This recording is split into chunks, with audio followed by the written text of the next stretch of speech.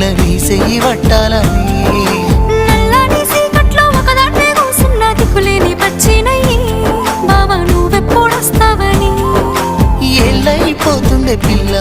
ఎన్నెలొచ్చింది మన బతుకులా ఏలైపోతుండే పిల్ల